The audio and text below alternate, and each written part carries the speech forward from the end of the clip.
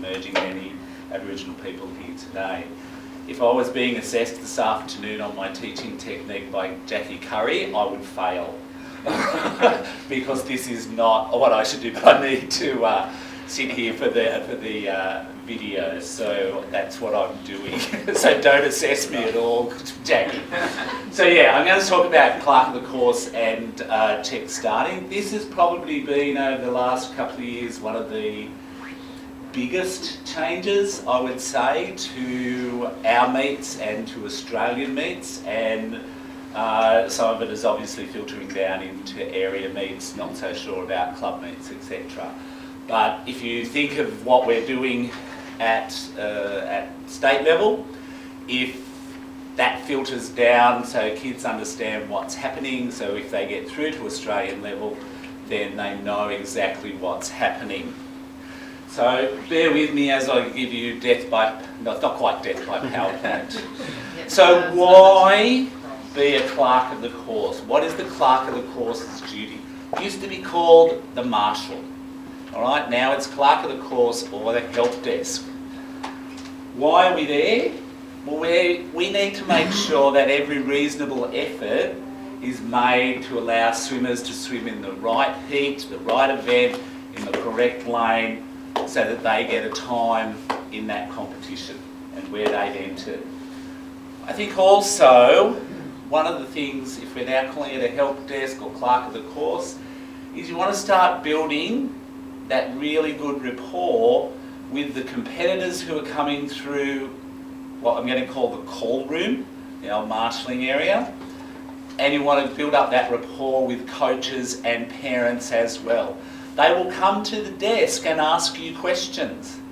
You need to answer those questions. If you don't know the answer to those questions, you need to go and find the answer to those questions. You are the help desk, all right?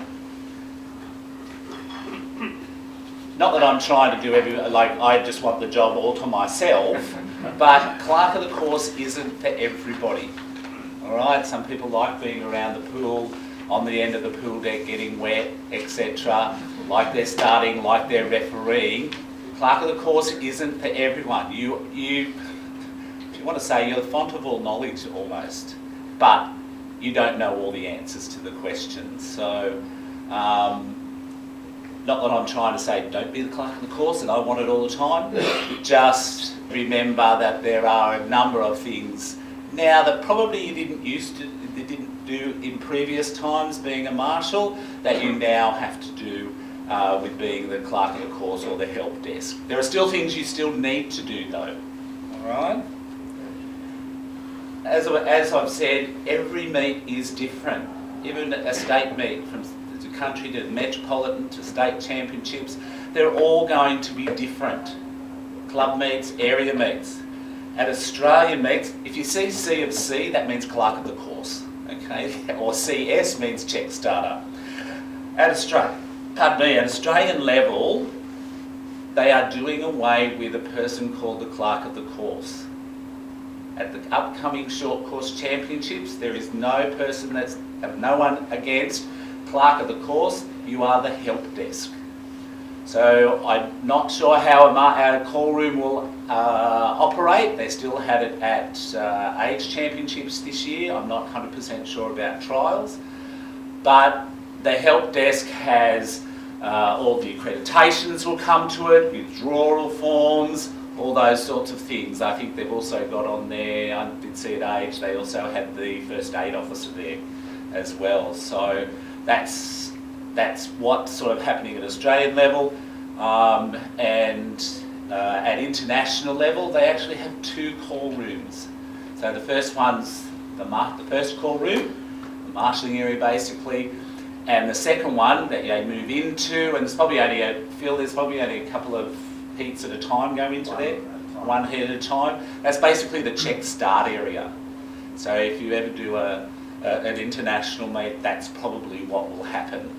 Okay. So what we're calling it at the moment is assisted self-marshalling. Oh, I think I've gone one too many. Sorry. What do you need to bring? You still need to bring a lot of things with you and a couple of extra things. So you need to bring some pens.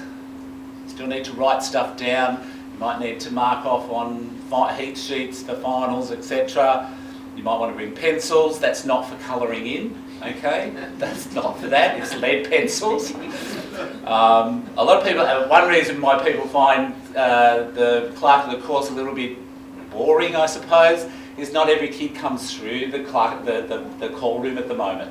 So they just have to turn up at the blocks. So not every kid is there.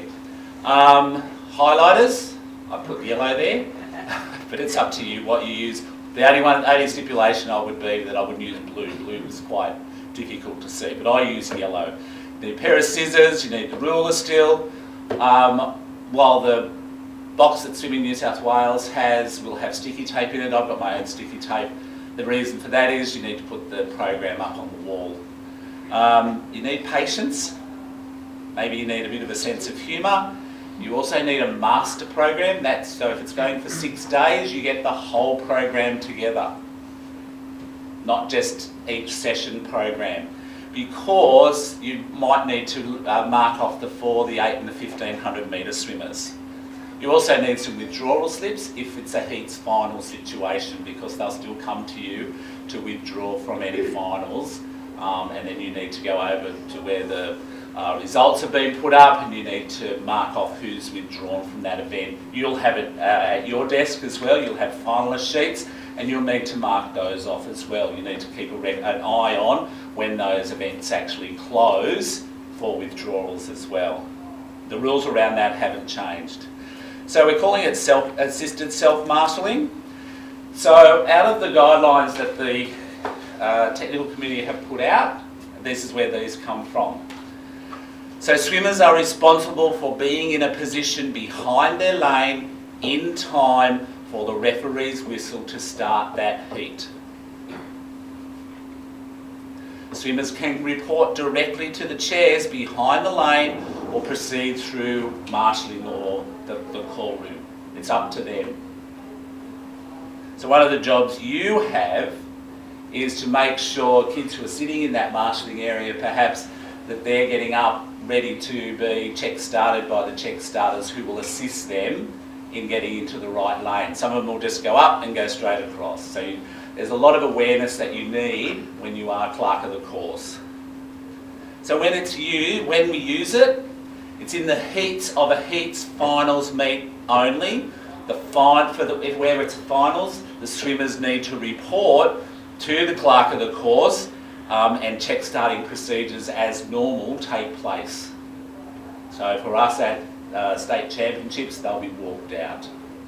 At Australian championships, they're not walked out. You'll probably, depending on what it is, whether it's age, they might be walked out by the check starters. But for trials or something like that, the check starters will be in an area where there will be a media person, and it's the media person who coordinates them to go out. But the check starter is there just to make sure all the swimmers are there and they get in the right lane, etc., when they're called to go on to pool deck.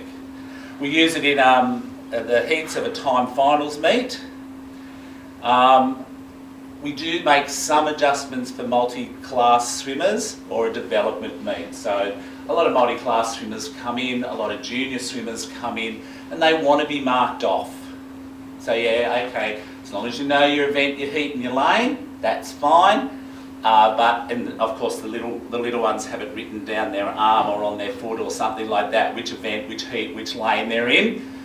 So they know exactly where they're going. Some of the older kids do, maybe the 13, 14-year-olds do start to do that, but a lot of them come to you and go, I don't know what heat and lane I'm in. Go over to the wall over there and have a look first and then come back to me. Because for those who have done marshalling, previously, you'll hear a kid say their name, Dave Hooper. Pardon, what was your name? Dave Hooper. And they'll point to their lane, but they'll point to like 5 lanes at the same time. So now saying which event, which heat, which lane, it's very easy for you to hear those kids and stuff like that. So there are a couple of adjustments you can make. As I said, multi-class swimmers want to be marked off. Little kids want to be marked off. Some of them will just appear behind the lane. in their event, and they're all okay with that. So what sort of setup do you have in your call room? You got 2 rows of chairs. By the end of the session, you'll probably have 1 row of chairs because they'll be taken away, or none at all. No, there was always some there.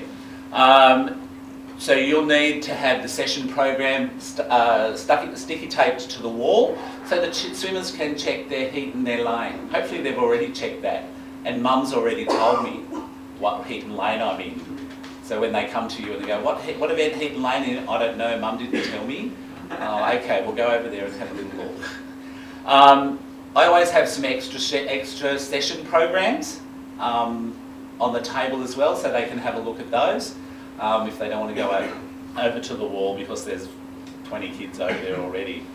You normally work from your session program and you mark any withdrawals that are reported to you, which is what you would normally do anyway. You don't have UK Marshall sheets anymore, you just work from the program.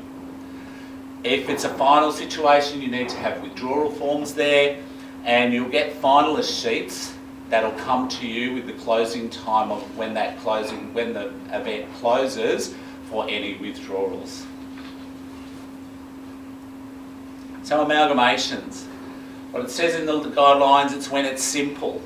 As I said to you, the younger swimmers tend to write their event heat and lane on their arm. So sometimes if you're changing them around or whatever, you will get confused. One of your jobs would be, if there has been some changes, you need to make sure that the check starter knows. If it's simple, it's probably more normal before the session starts and there's been enough withdrawals.